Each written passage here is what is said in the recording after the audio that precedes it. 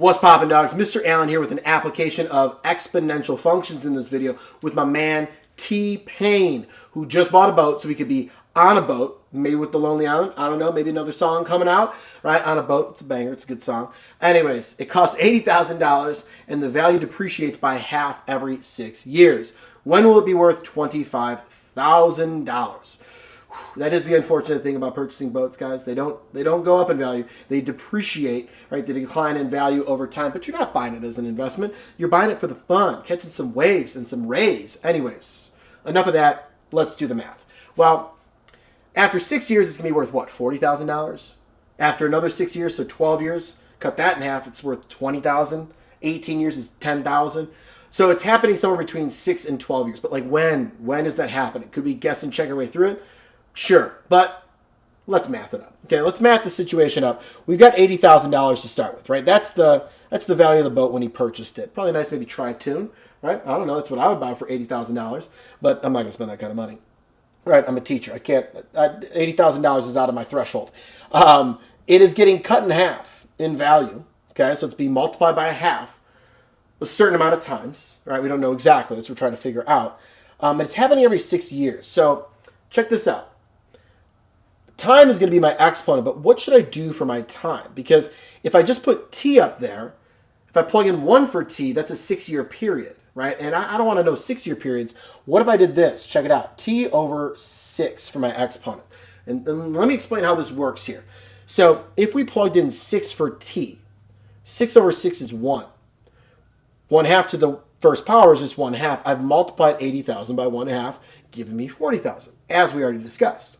If I plugged in 12 for t, now my exponent is 12 over 6, which is 2.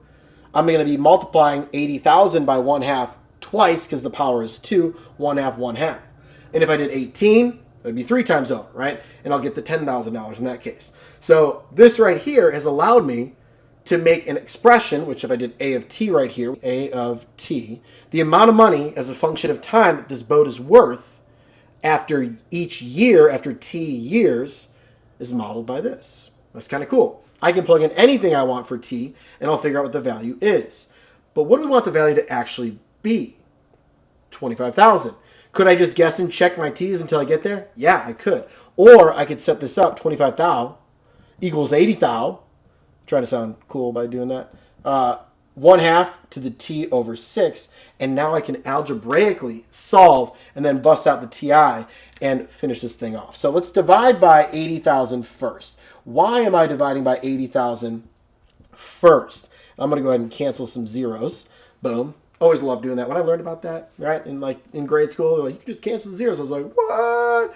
That's because I'm a nerd. Anyways, why did I divide by 80,000 first here? Well, I have this 1/2 to the t over 6. Okay, I need to isolate that first so that I can put this into log form, which allows me to solve for exponents. Logs are our tools to solve for exponents. Okay, whereas like think about when you were solving using like square roots, like you had something squared, you'd have to get that stuff that's squared first, isolated, then use square roots. Same sort of process. We're just isolating the exponential part here, its base, and the exponent on its own side. So now I have 25 over 80. Which I could write as a decimal, but I'll just leave it as that for now. No big deal.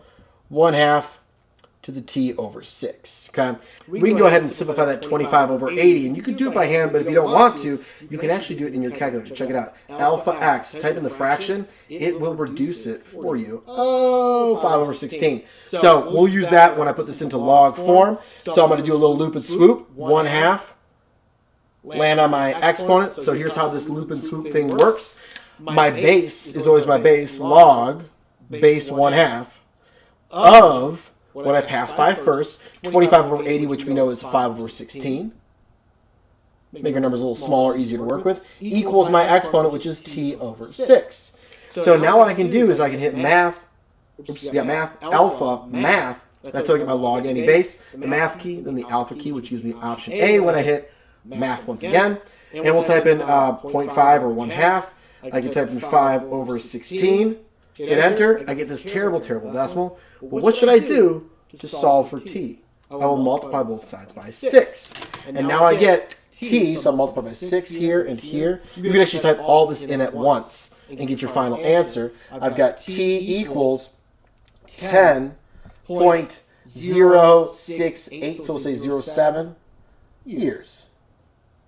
So that right there is how long until T-Pain's boat, which started at $80,000 when he bought it, is going to be worth $25,000.